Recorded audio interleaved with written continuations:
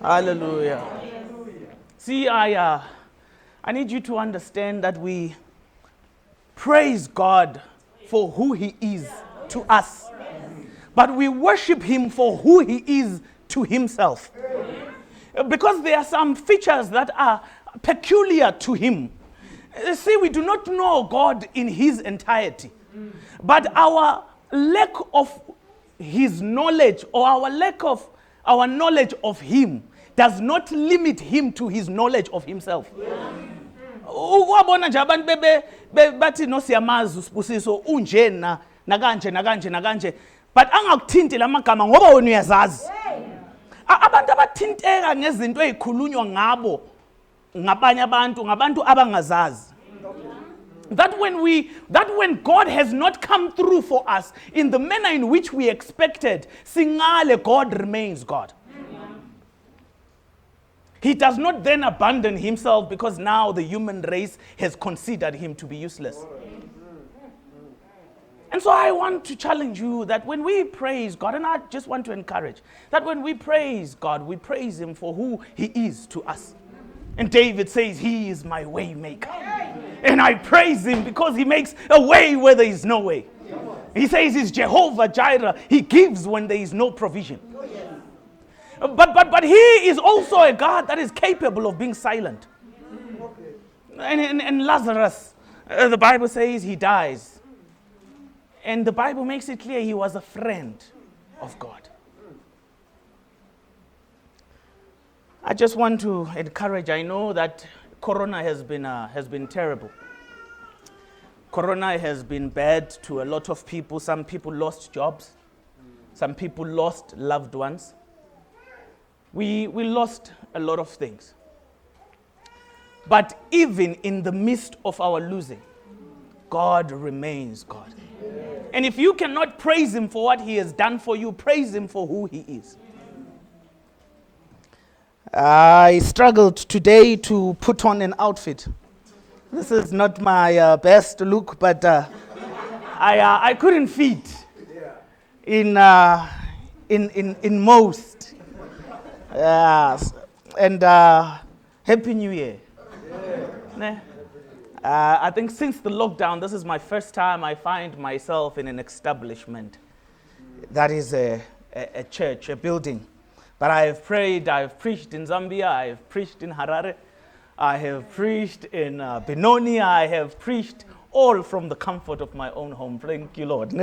We praise God. I think Corona has proven certain things. The time that we are in, it has. I think it's teaching us to have a relationship with God. Oh, yes. It's teaching us to have a personal relationship with God. And I just want to encourage all of us that there is nothing wrong with meeting in a structure. No, by all means. Paul encourages it. But let's begin to have a personal relationship with God. He says, let them build me a sanctuary that I may dwell amongst them. Therefore, we understand that the prerequisite of God's dwelling is the sanctuary that you build. And therefore, He cannot visit. And the Bible says, you know ye not that you are temples of the... Then that God cannot visit the temple that does not have a provision set aside for His dwelling. You will not find it here if you did not leave home with it to come here. I just want us to... How many of you want to leave in 20 minutes? How many of... Okay, one. How many of you want to leave in 30 minutes? All right. I'm just checking. How many of you want to leave in 40 minutes? All right. Okay, we're good. Okay, no, 40 minutes is what I have. So 40 minutes, we're fine. Just to... It's important.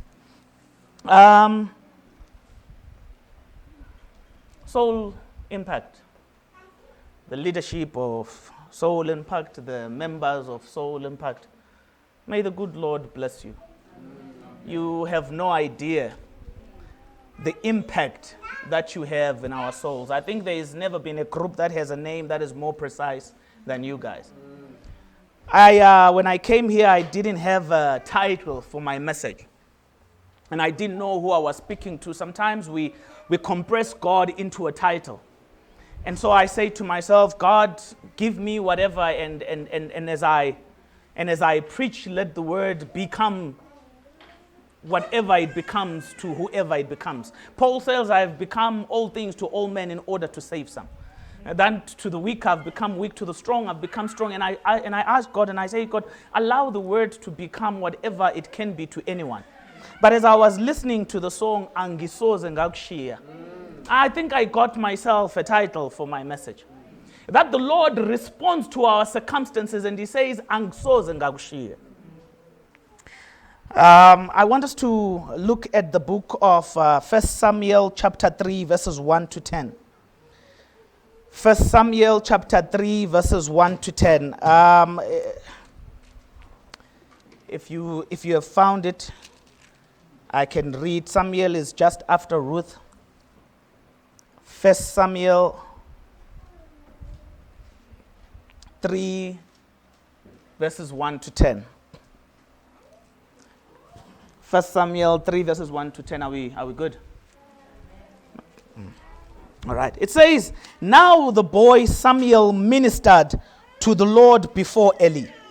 Now the boy Samuel ministered. In other words, Samuel served in the house of the Lord under the supervision of Eli. So it says, and the word of the Lord was rare in those days. There was no widespread revelation. The word of the Lord was rare in those days. And you will understand why the word of the Lord was rare. In the time in which Eli and Samuel lived, there was no Bible, right? The word is available to us because we have a Bible that we can read, right? But then in those days, the word was rare and it was not readily available and it was not widespread. And you will remember that. Okay, let's read. And then it says, and it came to pass at the time while Eli was lying down in his place. I like this. It says, while Eli was lying down in his place, right? And when his eyes had begun to grow dim, that he could not see, and before the lamp of God went out. It says before the lamp. Can you turn to your neighbor and say, you still have time? You still have time. Before the lamp of God went out, you still have time. That before the lamp of God can go out in your life, God still has a purpose over your life. I know that there are some of us who are 50 years old, 60 years old, 70 years old, 10 years old, and 5 years old. And obviously, the older you get, the more worried you become. And you begin to ask yourself if you have fulfilled the purpose and the calling and the mandate for which you were created. All right? But I want to encourage you and say, while you still live, you still have time. Right? And I'm hoping that by the time we are done with this message, I'll be able to liberate a few of you, right? All right, so let's read. It says, when his eyes had begun to grow dim, that he could not see, and before the lamp of God went out in the tabernacle of the Lord, whoa, all right, grammar. In the tabernacle of the Lord where the ark of God was. And while Samuel was still lying, that the Lord said, Samuel. And he answered, here I am. So he ran to Eli and he said, here I am, for you have called me. And he said, I did not call you. Go down, go back again and lie down. Then the Lord called yet again and said, Samuel. So Samuel arose and went to Eli and said, here I am, for you have called me. He answered, I did not call you, my son. Lie down. Now, Samuel did not yet know the Lord, nor was the word of the Lord yet revealed to him. And the Lord called Samuel again the third time. So he arose and went to Eli and said, here I am, for you have called me. Then Eli perceived, I love this. that Samuel could not hear, but he could perceive. And Samuel perceived that Eli could not hear, but he could perceive. And then Eli perceived that the Lord had called the boy.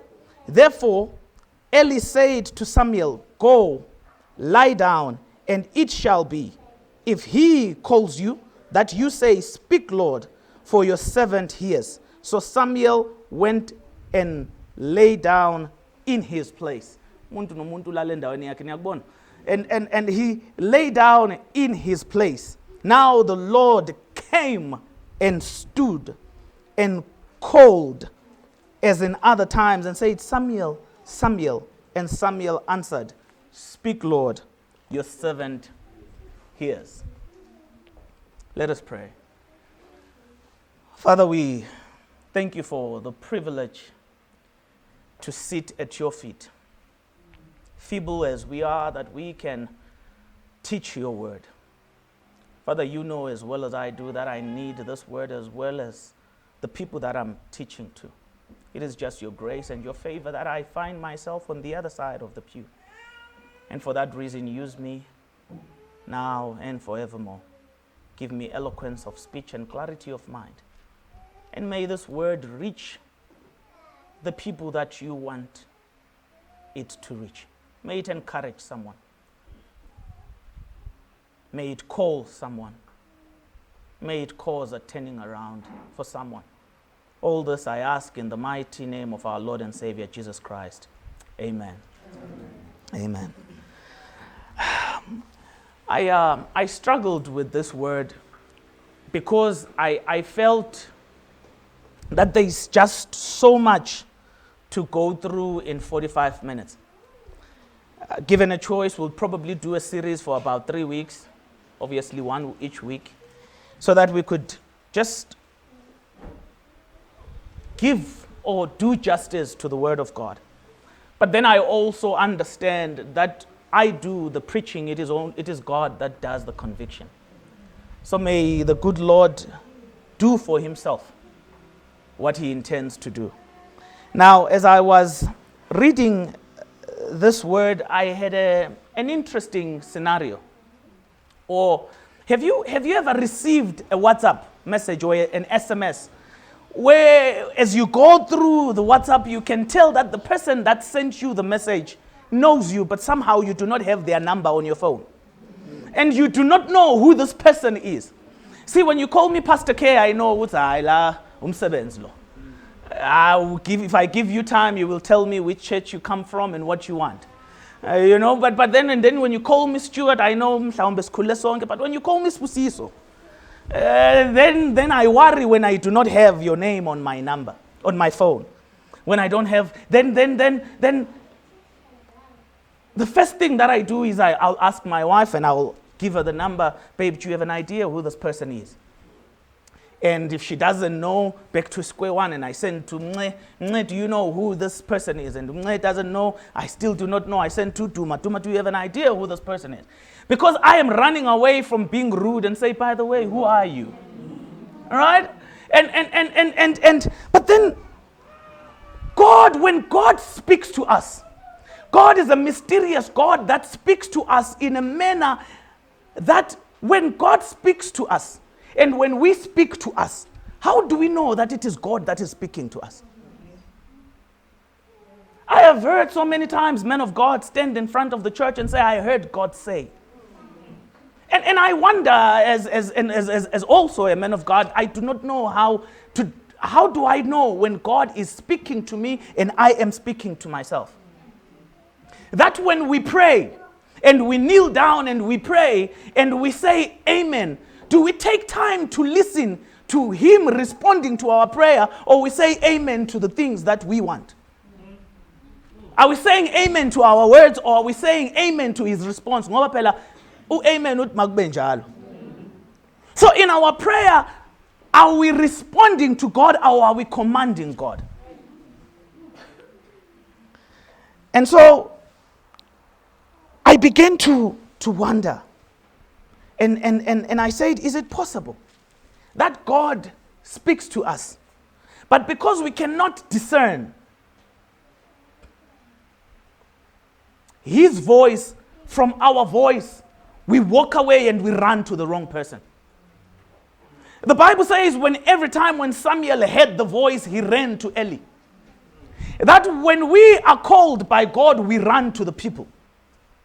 That when God has blessed us with a resource, we spend it with the people and not with God. That when God has given us the resource, sometimes it is the resource that God has blessed us with that pulls us from the church. Come on, somebody. Am I talking to someone? So let's get into the story. Now, the background of the story says the boy Samuel finds himself under the care of Eli, the priest Eli, because the mother had handed him over. And when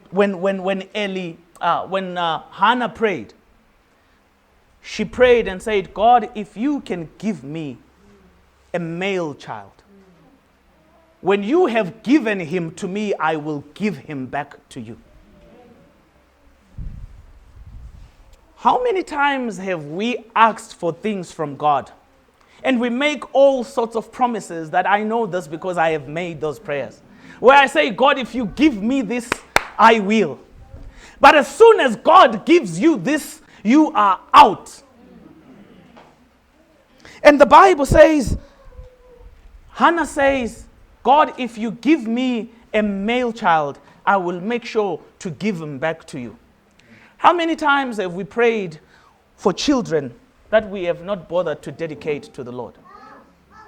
How many times have we prayed for wives and husbands that we do not take care of as the Lord has instructed us to? How many times have we prayed for jobs? And when the Lord gives us the salary, we keep even the tithe, the foreskin as it were. Can I say something? That when the Bible says he will rebuke the devourer on your behalf, but when you choose to keep that which belongs to God, you place yourself in the place where God would have stood had the devourer, when the devourer is coming. So when you choose to keep for yourself that which the Lord had said, if you give me this, I will do this. In other words, you are saying, I choose to be God. And I will stand in the place where you would have stood to protect me. And so we pay our medical aid before we pay our tithes and offering, and we put our children and our wives at the place, and we expose them to the devil, as it were. Because we took them as the first and we put them in the shooting line. But I do not mean to scare you. Our God is a good God. So, Hannah says, if you give me the boy, I will give him back to you. I want to say that God is the kind of God that begins, that ends. No. That begins with the end in mind. You've heard the saying that says, you begin with the end in mind. That God begins with the end in mind, that your future is his past. That where you are does not scare him. I know we go through so much situations. We go through so much challenges that sometimes the easiest thing to do is to let go of this God. But God begins with the end in mind. When you take an egg, it has the chicken inside. All it needs for the chicken to hatch is time. And I just want to encourage someone and say, whatever circumstance you are going through, allow God some time. Because this is Hannah, who did not have a child, but says, God, if you give me a child, I will give him back to you. Because she understood that all she needed was the confirmation of God's presence in her life and not the child. We have held on to the things of God and not the God of the things. We say this so many times. I wonder if it really sticks. That sometimes we have drifted away with the things of God and left the God of the things.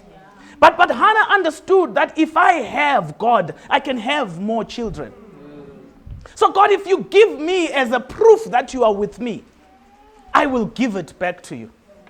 You going through whatever you are going through, that may you give it to God, because your destiny is chosen by God, but the fulfillment is up to you. And I want you, God says He will never leave us nor forsake us. So if my destiny is chosen by God, He says, I have plans to prosper you. The fulfillment of that which God is saying about over my life is up to me. So the reason why we forfeit the result of that fulfillment is because we doubt God. And let me give you an example. I have a child, I have 2 kids. And I have plans over their lives. I ensure that they go to good schools. But my plans over their lives and my trying to ensure that they go to good schools does not guarantee that they will pass. Because the passing, it is up to them. So God says, I have plans to prosper you. But the reason why we never see the plan is because we do not trust Him enough to try Him and see. Look, I know it is easier said than done. But I want to encourage someone right now going through whatever you're going through, to say Hannah gives the child to the Lord, and all that she needed was just confirmation that God is with her. And so the Bible says, and the voice of the Lord came and said, Samuel, if you heard me when I was reading the verse, I was very particular about the voice that I used to call the name of Samuel. Because we have come to think that God has a baritone or a bass when He's calling us, that when He calls us, it will be an earth-shattering moment and you will know that it is God. That He will say, Samuel. But is it possible that God speaks in the voice that Samuel is familiar to? The reason why Samuel kept running back to Eli is because when he heard the voice, it sounded like Autiakuting. Is it possible that we have forfeited the blessings of the Lord because we've become too familiar with the vessel? That you've become familiar with Miss Kangasonke, and when I then speak the word of the Lord, you forfeit to hear it because you think you know me.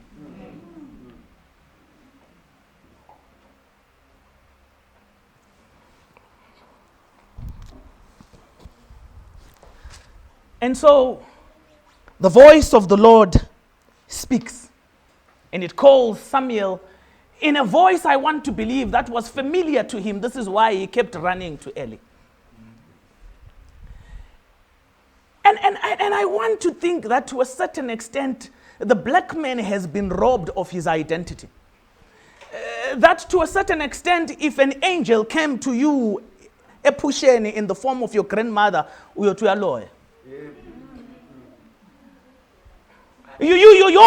angels are in white. They have flowing hair and they speak English.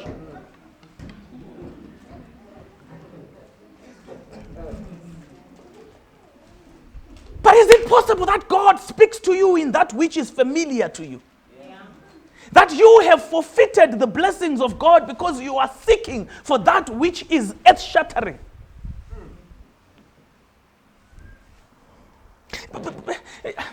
If I can correct today, if I can just calibrate your minds, correct a few things. Jesus says to the disciples, who do the people say the Son of Man is? And then never mind the answers, some say it. But Jesus understood that it was their perception of Him that determined their reception of Him. That it is how you perceive. How you perceive determines how you receive.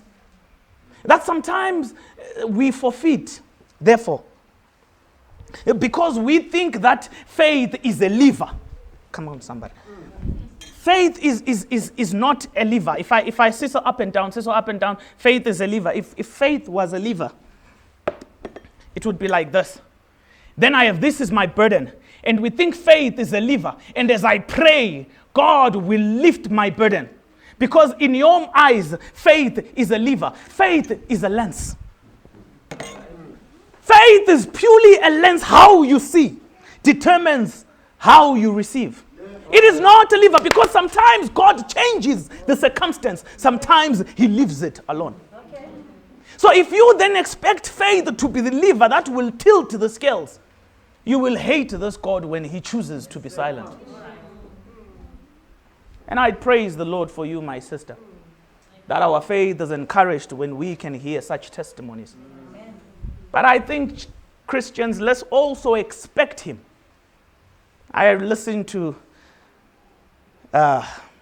T.D. Jakes when he is talking about how he would pray and pray and pray, and he would sweat. And after sweating in church, he would go and pray for his mother. He says he prayed for his mother. At some point, he was on top of the mother laying hands, but the mother died. And I just want to encourage someone to say, it is very possible that even in the midst of your prayer, that you will still die. That it is very possible that in the midst of your prayer, you will still lose your job. That it is very possible that in the midst of your prayer, you will still lose friends and loved ones.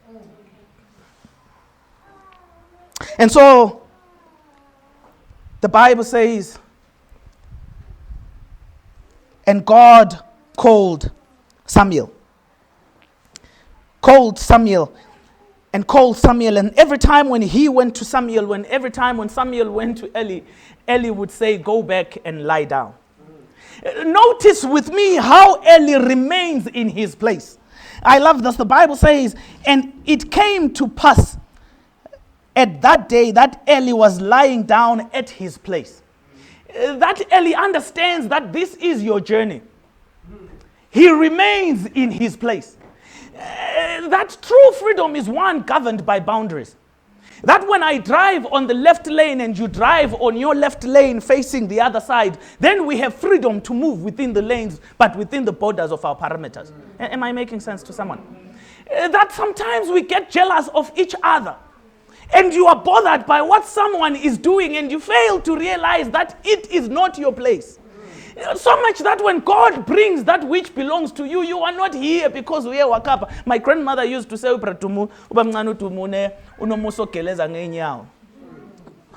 and she would say, my fears we are told in the second we will look at kappa by again and how we are some kappa because the Tuluk Valley. Because some of us are like that. We are too concerned about what's going on in other people's lives than we are in what's going on in our lives. But the Bible says, and the prophet Eli remained in his place, despite and in spite of the fact that he was a mentor to this one. And isn't it funny that for the longest time, and I need to move from this point, for the longest time, that the voice of your mentor sounds like the voice of God. Yeah. That for the longest time, the voice of your mentor sounds like the voice of God. I remember when my aunt Anoktula used to say, when stemas kula tinekai ekhaya bekwashizitsha bekunganazitsha ezingalali ezingawashwanga awugeza izitsha ezilali ezingagezwanga and Anoktula says it hit her after about 3-4 months of being in her own space that she realized, no man, this is my house. I can sleep with dirty dishes in this house. Right? That the voice of your mentor sounds like the voice of God. Is it possible, therefore, that sometimes we have lost out on our calling because we have kept the wrong company? Who, when we run to them to seek advice, they direct us the wrong way. I just want to ask you, you don't have to tend to the person next to you, but ask yourself if the people, the company that you keep is good for your calling.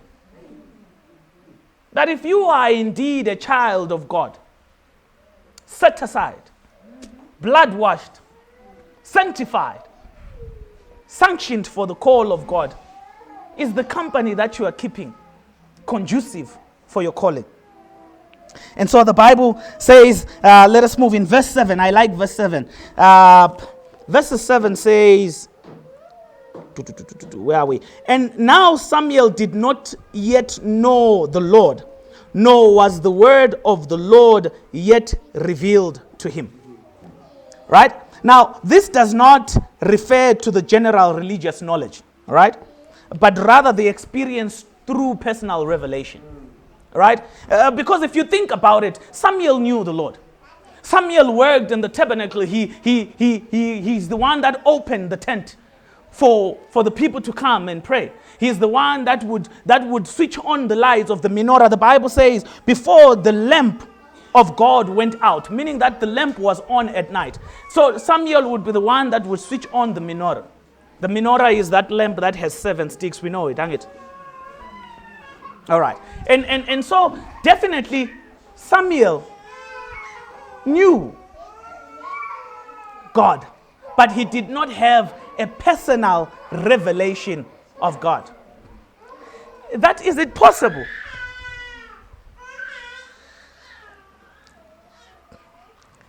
He did not have a personal revelation of God. And at this point, Samuel is around, scholars say anything between 11 and 13. Anything between 11 and 13 years. Samuel, when the Lord comes to him, is between those ages. Is it possible that for the past 11, 12, 13 years, you have been coming to the house of the Lord, but you have no encounter with God?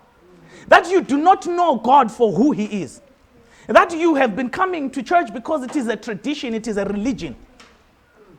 And so you come on a Sabbath to the house of the Lord because what else would you do if you stayed at home? I think for me, this pandemic was a great revealer, because most people would cry and complain about when are we going back to church. And I realized that while it was necessary to be in the house, I realized that some of them did not know what to do with themselves, with their wives and children. Am I talking to someone? That it is not enough, and I always say this, I say it is not enough to have the text and the continuity of the text. If you cannot draw from the text the wisdom of the text, because it is the wisdom of the text that you then use as discernment to be able to discriminate, discern, distinguish between the word of the Lord and that which sounds like the word of the Lord. See, you can never know the voice of the Lord if you do not know the word of the Lord.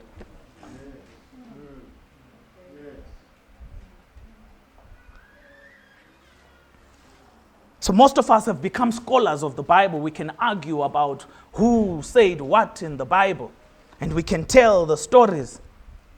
But do we have an experience, a personal revelation with God, where you can say like Job, I know my Redeemer lives, though he slay me. Come on, somebody. That we can hold on to him, though he slay me. I just want to say to someone that God, the devil does not need to kill you in order to destroy you. Because the truth of the matter is you do not need 1 kg of salt to flavor 1 kg of meat. You just need a pinch.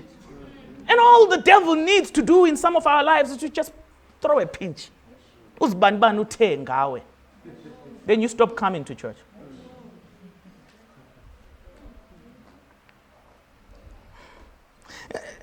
I worry every time when we sing as Christians and we sing the song. It says, La pesho khona ngokuya ngifunda ukumthemba njalo singayiculi. Now. Kunezinto la ngaphandle ezaziyo ukuthi wena la asho khona uyi wena. And they look at you and laugh in mockery when you say la pesho khona ngokuya. Ngoba all it takes for you to stop going is someone to say something about you. All it takes for you to stop going is ukuswela 12 rand ye-IBAN. Am I relevant? Is it, I say 12 rand? 17, 15, say imali 5. Yeah, khonala. All it takes is that. I just want to ask you that in all the years that you have been in the house of the Lord, do you have a personal encounter with God that is so deep that it will keep you in the house of the Lord in spite and despite of his silence? Or perceived silence? Because I've said it to you that God begins. God begins with the end in mind. God begins with the end in mind. That within the apple seed is the tree. That within the apple seed is a tree. And on the tree is the fruit. That when God said, I will make you generations after you, he had installed in him that which was going to be relevant for the future, though he could not see it. I remember I was very young. I should have been. I don't know what. But I bumped into an interview with Stevie Wonder, and this interviewer was asking him that you have never seen anything all your life. How do you feel when your name is called, having done so much? Actually, how did you achieve so much when you could not see? And he said something that has stuck with me for the rest of my life. He says, sometimes eyesight destroys vision. He says, I am grateful to God that I cannot see, because had I been able to use my eyes, I would have been afraid to do certain things. That we are so intelligent that we can put our life on a balance and say, no, but the Lord cannot do this, I'm 45. The Lord cannot do this, I'm 65. The Lord cannot do this. I just want to challenge you, encourage you, that sometimes be quick to use the hindsight more than you use the eyesight. Now, I want us to get into this and we close this. Now, it says Samuel. No. And the other thing that I want us to just talk about is God called Samuel 4 times. 3 times he goes to the wrong place. And it's only on the 4th time that he goes to God. That how many times has God called us, blessed us, and we got distracted because we ran to where God was not calling us? But I love this part. When I read this part, I actually thought, uNkulunkulu wama-callback. Yazi uNkulunkulu akalindi ukuthi umthumele, please call me. Uzokubiza, akubize, uzusabela. How many of you know what I'm talking about when I'm talking about a calling? The thing that bothers you, see, I knew very early in my, okay, no, let me not lie. I didn't know very early in my life, but as I grew older, because as people, we I think we confuse, and this is why I felt maybe we should have had a series on this topic, because we confuse what is a destiny. What is your calling? What is your talent? Right? And what is your, what else is there? What is your purpose? Exactly. We confuse all of that. And so the Bible says, and Eli perceived. Maybe let me give you a quick illustration. This is a chair, right? So this is a chair. I thought there was going to be a table. I sit on this chair. The purpose of this chair is to sit, or the calling of this chair is to sit, right? If there was a table here, I could also sit on that table. But the calling of the table is not to sit, though it serves the purpose. My grandmother had a problem when we used to sit like this and we put our feet here. I worry this might not carry my weight. And we put our feet here. And though the chair could do Though the table can do for you what the chair is doing, it is not the calling of the table. Ran away with the purpose and left out the calling. That we have ran away with our talents, our gifts. I was very clear at some stage in my life when I stayed in Nabumbuso, Naboscelo, and we sang in Beyond Vocal, and I knew that my singing wasn't my strongest quality. And maybe God is calling me for something else. That singing was not my strength, but sometimes we get lost and we run away with the singing, which is the talent that is meant to usher you to the calling. That the singing is not necessarily the thing, but the thing that will usher you to the thing. That as I sang, I was exposed to a lot of people. That when I then become the pastor, they say, "Uwe pastor ke o light appeal." Does that make sense? And so you need to sit down with yourself and figure out which one is the means to an end. Because we have made the means to an end within itself, and we are bought therefore. When you boil the egg, you have made that chicken the end within itself, and you've killed the chicken within the egg.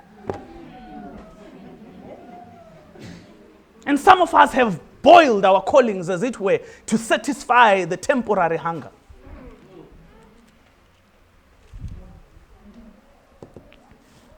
Let's wrap it up. But I love this part. And in my head, in my mind, I heard the song. Now. He Eli perceived that the Lord had called the boy. Eli perceived that the Lord had called the boy. See, Eli could not hear, but he could perceive. Almost like blind, but to me, as the Bible says, he could not see, but he could shout. It is a beautiful thing. That he could instruct when he could not hear. Most of the times we have forfeited our calling, or we have forfeited our blessings because we want to follow the people that can do that which they say we must do. No. Let me break it down. So my wife and I argue sometimes about our helper. All right? Because so we have very long windows that go up to the second floor, and sometimes the windows are dirty. And so I'll ask my wife, and I say, "But why is the helper not cleaning the windows?" And my wife will say, "No, I don't want her to think that I am asking her to do that which I cannot do for myself." So until and unless my wife has time in her hands to do the windows, we will stay in a house that has dirty windows. And I understand where she's coming from, right?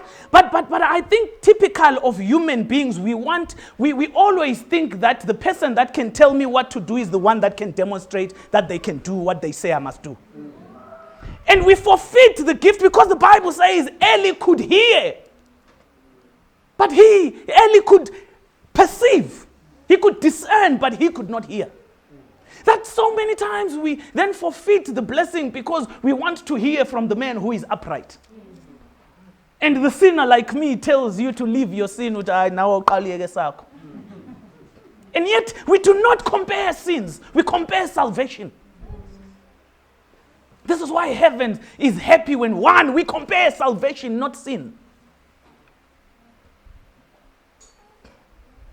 And so the Bible says he could perceive.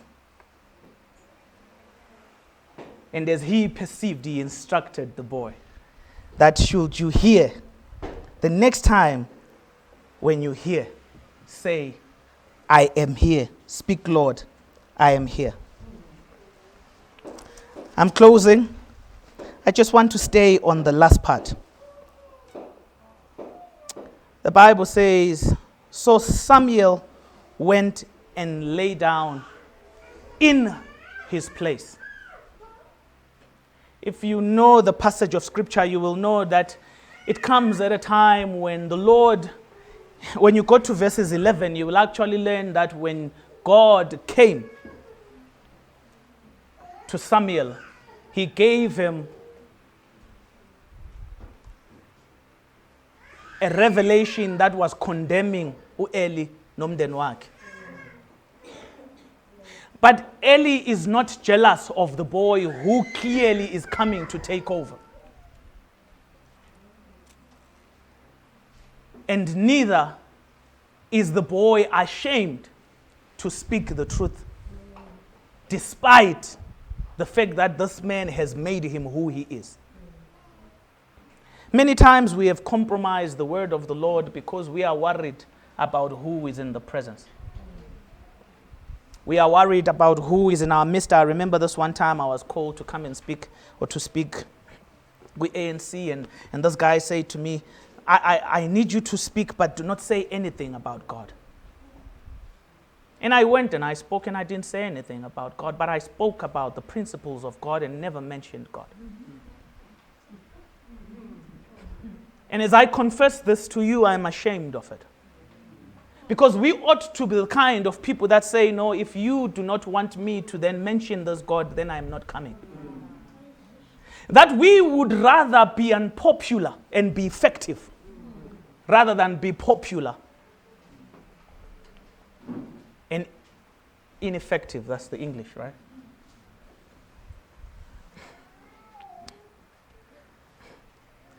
The thing that I love about Imalhambe the most is every time when I come in, I'm encouraged.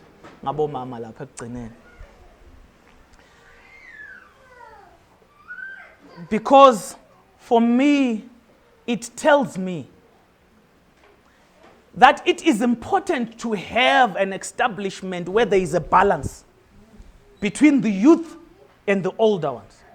Those that will be able to use the wisdom while the youth is ready to run. Then we can balance each other, as it were. That which opposes you balances you. Your left and right eyes do not pull you to either direction as Hambiganj. But we are balanced because we can see with both eyes. So I just want to, I don't know when we will see each other again. I think this time more than anything has proven to me that our lives are in God's hands. But we praise God because David says he does not treat us as our sins deserve. That he still gives us another time and another time and another time and another time. And I just want to encourage someone that if you have been chasing your calling, that you do not need to chase your calling actually. If this scripture is correct, that Samuel remained faithful within the purpose, his calling came looking for him. That remain faithful in whatever you are doing, and that which God has put aside for you, ordained for you, will come for you while you are faithful where you are. The Bible is very clear that Elisha was plowing faithfully when Elijah came looking for him.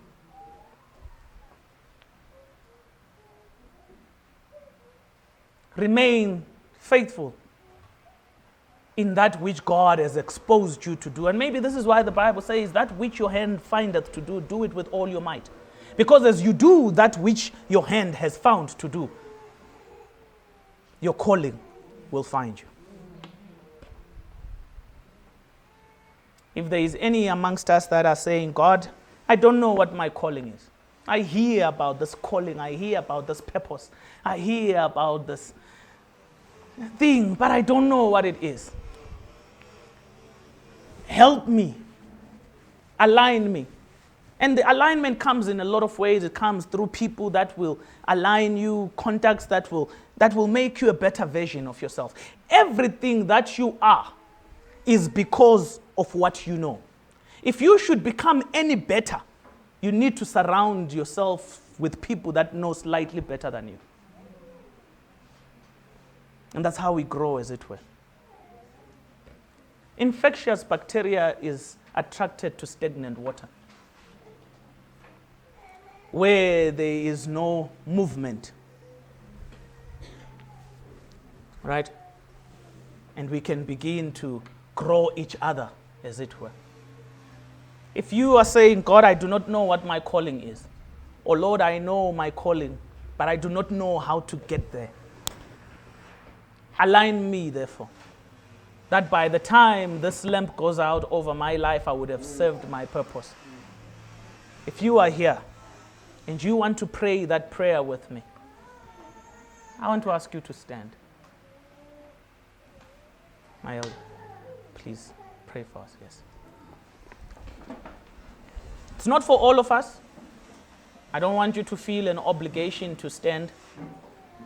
It's not for all of us. But if you know that you know that there is something that is bothering you, and you know that God has created you for more than just what you are doing, and you are saying, God, here I am. Speak, Lord. My pastor. God alive.